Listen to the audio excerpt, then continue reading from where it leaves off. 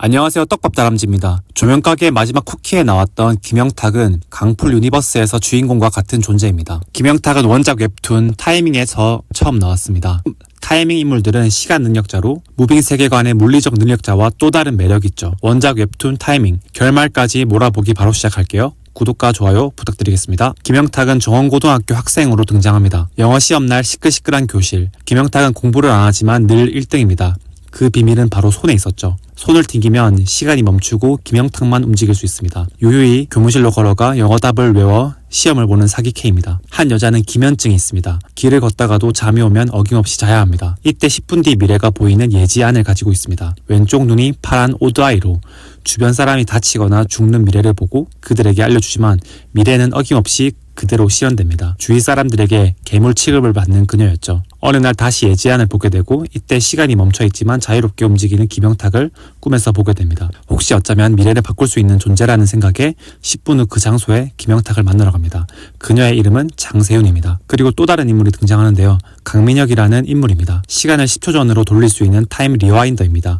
강민혁은 가족을 잃은 아픔이 있습니다. 새벽 일찍 출근을 하러 집 밖으로 나왔고 집안에 가스 폭발로 인해 아내와 갓난아기는 창문 밖으로 떨어지게 됩니다. 몇 번이고 10초를 돌려서 아기를 구하려고 애쓰지만 바로 앞에서 받아내지 못합니다. 이 능력을 저주받은 능력이라고 생각해 1년간 사용하지 않았습니다. 박자기는 무당 어머니를 돕고 신내림 받기를 거부하고 생긴 능력이 예지몽입니다. 특히 참사가 일어나기 전 예지몽을 꾸게 되는데요. 매일 꿈에서 9월 15일 밤 12시 10분 학교 옥상에 여러 명이 뛰어내리는 꿈을 꾸게 됩니다. 이때 처음 본 인물들과 그녀는 이 참사를 막으려고 하고 있었습니다. 바로 김영탁, 장세윤, 강민혁이었죠. 그 학교는 본인이 영어 선생님으로 재직 중인 학교였고 박자기는 이들을 찾아다니게 됩니다. 갑자기 학교에서 여학생이 떨어져 사망한 일이 발생합니다. 자살이라기엔 죽은 그녀는 웃는 얼굴로 수상했죠. 박자기는 꿈에서 봤던 일의 시작이 된 게 아닌지 불안해하게 됩니다. 곧바로 김영탁을 부르고 시간을 멈추는 능력이 맞는지 확인하게 됩니다. 이때 형사이자 저승사자인 양성식이 사망사건으로 수사를 왔다고 이들을 마주하게 됩니다. 본인 나이보다 더 살아온 김영탁을 보고 이상함을 느끼죠. 한편 죽은 여학생 외에도 자살한 여학생이 발견되어 일은 점점 미궁으로 빠지게 됩니다. 세윤, 영탁, 자기는 만나서 얘기를 하던 도중 세윤은 다시 기면증, 잠에 들고 10분 뒤 미래를 보게 됩니다. 또 어떤 학생이 뛰어내리는 미래였죠. 처음 뛰어내린 여학생은 귀신이 되었고 학생들을 홀려서 스스로 뛰어내리게 만드는 것처럼 보였습니다. 김영탁은 시간을 멈추고 이들을 구하려 하지만 귀신은 시간을 멈춰도 움직일 수 있어 막을 수가 없었습니다. 그리고 시간을 멈추면 공기 역시 멈추기 때문에 그 안에서 빨리 움직일 수가 없습니다. 결국 세 번째 희생을 막지 못했죠. 귀신들이 김영탁에게 다가오고 영탁은 호흡곤란에 빠져있을 때 저승사자인 양형사가 구해주려 하지만 그의 능력 역시 통하지 않습니다. 능력자는 많지만 각자 약점이 있었죠. 예지몽 박자기는 중간 과정을 모르고 세윤은 10분 후 미래를 봐도 그 일은 바뀌지 않고 영탁은 시간을 멈추면 혼자서 귀신을 상대해야 합니다. 또한 눈의 능력이 있는 양형사의 능력은 그들에게 통하지 않았습니다. 이때 빠져있던 멤버가 10초 전으로 돌릴 수 있는 강민혁이었죠. 강민혁을 설득해 학교로 오게 됐고 밤에 이들은 이 참사를 멈춰보려고 합니다. 세윤은 복도에서 기면증에 빠지게 되고 박자기가 옆에 있어 주게 되어 김영탁은 혼자 가게 됩니다. 하지만 강민혁이 도착했을 때 김영탁은 추락해서 죽게 됩니다. 강민혁은 어떻게든 살려보려고 했지만 10초는 너무 짧은 시간이었습니다. 몇 번을 반복하다 보니 영탁이 떨어질 때 누군가의 이름을 말하려고 했던 걸 알게 되죠.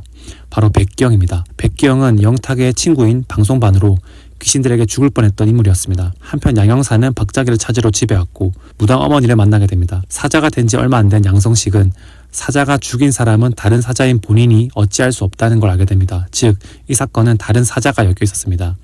양형사는 그 사람을 찾으러 학교로 왔고 강민혁을 만나게 됩니다. 이때 지나가는 학생들의 입에서 백기영이라는 이름을 듣게 됩니다. 그들은 백기영을 만나러 가는 길이었죠. 영탁은 혼자 옥상에 올라갔고 남자 2명이 서 있는 걸 봤습니다. 또 기영이가 있었고 옆에 남학생은 이미 죽은 친구였습니다. 이때 기영은 영탁을 보고 너만 시간 능력자인 줄 아냐고 말합니다. 알고 보니 기영이 이 사건의 원흉이었습니다. 기영은 죽은 귀신들을 다루는 능력이 있었고 영탁을 옥상에서 떨어뜨려 죽이고 밑에 있는 자기 세윤에게 가게 됩니다. 영탁은 자신의 죽음을 볼 수 있는 세윤 바로 달려올 자기 그리고 시간을 되돌릴 수 있는 강민혁을 믿고 시간을 멈추지 않고 죽게 됩니다. 한편 양성식은 백기영을 만나러 간 학생들을 구하려고 갔지만 처참한 시체가 되어 발견되었습니다.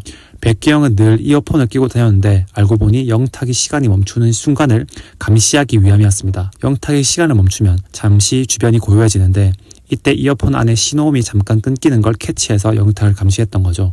영탁뿐 아니라 방송반 기기를 이용해 모든 사람들의 이야기를 다 도청하고 있었습니다. 즉 시간 능력자들과 저승사자의 모든 능력을 알고 있었던 거죠. 기영은 세윤이 10분 뒤를 예고하면 세윤이 한 말 그대로 그걸 10분 뒤에 실행했습니다. 기영은 세윤을 찾아왔고 죽이려고 합니다. 자기의 무당 어머니는 사건이 벌어지는 9월 15일 자정 직전에 학교로 갑니다. 박자기는 어머니를 찾으러 학교로 갔고 도착한 시간은 12시 정각으로 10분 남은 상황이었죠. 예지몽에서 봤던 대로 사람들이 우르르 옥상 위로 올라서기 시작합니다. 강민혁은 입에서 피가 흐르고 박자기에게 당신은 우리를 찾으면 안 되는 거였다고 말합니다. 백기영의 능력은 1000분의 1초를 느낄 수 있는 능력입니다. 부모님의 거짓말을 눈동자 굴러가는 걸로 파악할 정도로 미세한 움직임을 느끼는 능력이었죠. 2년 전 부모를 증오하던 기영은 집 앞에 어떤 여자가 와서 부모를 죽이는 걸 목격하게 됩니다. 이 여성은 손을 잡으면 사람을 죽일 수 있었고 기영의 부모를 죽인 후 죄책감인지 울고 있던 그녀는 알고 보니 민혁의 아내 은하는 저승사자였고 양 형사처럼 눈이 아닌 손을 잡으면 사람을 죽일 수 있습니다. 기영의 부모님은 오늘 죽어야 하는 운명이라 저승으로 보내는 일을 했던 거죠. 은하는 삶이 단 1년만 남아있었고 이를 알고 있던 은하는 민혁과 정상적인 삶을 살기 위해 이 능력을 원하는 기영에게 넘겨주게 됩니다. 기영은 1년이 되기 며칠 전 은하를 찾아왔고 갓난아기 역시 은하와 같이 죽는 걸 알게 됐죠. 민혁이 출근하러 계단을 내려갔고 은하는 자신의 운명을 받아들이고 어떻게든 아이라도 살려보려고 하던 찰나 저승사자인 기영이 집으로 옵니다. 은하는 민혁의 능력을 믿고 창문 앞에 서 있죠. 왜냐하면 여기서 죽지 않으면 기영이 나타나서 자신과 아이의 생을 거두기 때문이었습니다. 하지만 민혁은 아이와 아내를 구하지 못했었죠. 기영은 1000분의 1초를 느끼기에 민혁의 능력을 이때 느끼게 됩니다. 6개월 뒤 늘 혼자였던 기영에게 이 사건에서 처음 죽었던 여학생 김영이 기영에게 다가갑니다. 둘은 친한 사이가 됐지만 사자인 기영은 얼마 남지 않은 기영의 죽음을 알게 됩니다. 김영은 무당이었고 본인이 곧 죽는 것과 기영이 사자인 것을 알고 있었습니다. 기영은 그녀를 사랑하게 됐고 죽기 전 어떻게 해서든 그녀를 살리고자 했죠. 김영은 영어 선생님 박자기가 본인과 같은 무당인 걸 알고 있었고 신내림을 받지 않은 그녀는 비참한 미래만 볼 수 있다는 얘기를 기영에게 하죠. 본인도 신내림을 하기 전엔 연쇄적으로 사람들이 죽는 미래는 어쩔 수 없이 보인다고 말합니다. 기영은 박자기가 다니는 이 학교에서 김영이 떨어져 비참하게 죽으면 미리 그녀가 볼 수 있는 걸 알고 김영의 손을 잡고 웃으면서 뛰어내리게 합니다. 즉 기영은 비참한 미래를 만들어 박자기의 꿈에 나오게 하고 이를 알게 되어 비참한 미래를 바꾸게 되게 만든 것이죠. 김영은 박자기가 본 미래에서만 죽게 되는 거라고 말하죠. 왜냐하면 본인은 저승사자고 한 번 죽은 사람은 다시 죽음의 운명을 피해가게 된다면 진짜 죽음을 위장한 겁니다. 백기영은 단순히 참혹한 미래를 박자기가 볼 수 있게 하기 위해 이 말도 안 되는 일들을 꾸민 거였죠. 역시나 자기는 시간 능력자들을 끌어들였고 기영은 이 주변 인물들을 다 죽이기로 마음먹었죠. 하지만 김영은 죽어서 기영의 일을 방해하려고 합니다. 하지만 귀신인 몸으로 방해하지 못하죠. 미쳐버린 백기영은 학생들, 선생님들, 영탁을 죽였죠. 그리고 이어서 저승사자인 양형사와 기영이 마주했을 때 손에 대한 단서를 남기려고 양형사는 본인의 손목을 잘라버립니다. 곧이어 양형사도 죽고 강민혁도 박자기에게 찾지 말았어야 했다고 말하고 죽습니다. 무당 어머니는 죽은 자들을 위해 살풀이를 하게 되고 옥상에는 산 사람 기영만 남게 되죠. 기영은 왜 이 참혹한 미래를 제대로 보지 못했냐고 자기에게 뭐라고 합니다. 박자기는 손을 내밀고 옥상에서 내려오라고 말하죠. 그리고 왜 본인을 믿었냐고 울면서 말합니다. 기영은 스스로 사람을 믿지 않으면서 왜 선생님을 믿고 이 일을 저질렀는지 스스로 의아해합니다. 손을 내밀던 그때 세윤이 올라와 그 손을 잡지 말라고 합니다. 세윤은 예지안으로 양형사의 손 시그널을 보고 기영의 손을 피해 도망가게 됩니다. 그리고 강민혁은 죽기 전 10초씩 수십 번이나 돌리며 자기에게 우리를 찾지 마 라는 말을 명확하게 기억시키려고 했던 걸 세윤이 예지안으로 봤습니다.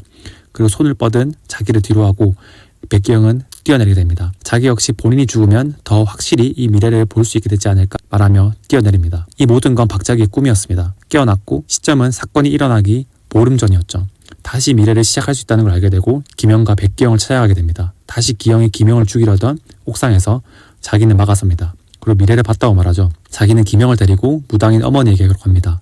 9월 15일 김영이 죽는 날 사자는 다름 아닌 양형사였습니다. 양형사가 찾아왔고 김영의 10분 뒤 죽음을 본 세윤이 찾아옵니다. 그리고 이들은 다시 초면인 관계였죠. 세윤의 말을 믿은 자기 덕분에 김영은 그대로 죽지 않았습니다. 그리고 다시 돌덩이가 떨어져 죽으려던 찰나 운명처럼 등장한 강민혁과 김영탁의 능력으로 살아나게 됩니다. 그리고 시간이 지나 죽음의 운명이 김영에게서 비켜나게 되죠. 그리고 이들은 다시 다른 빌딩 사건에서 우연히 모이게 되고 작품은 끝나게 됩니다. 이들은 추후 무빙의 능력자들과 함께 사람들을 구하는 일을 하게 됩니다. 오늘 떡밥은 여기까지입니다. 떡밥은 제가 한번 볼게요. 구독과 좋아요만 눌러주세요. 떡밥 다람쥐였습니다.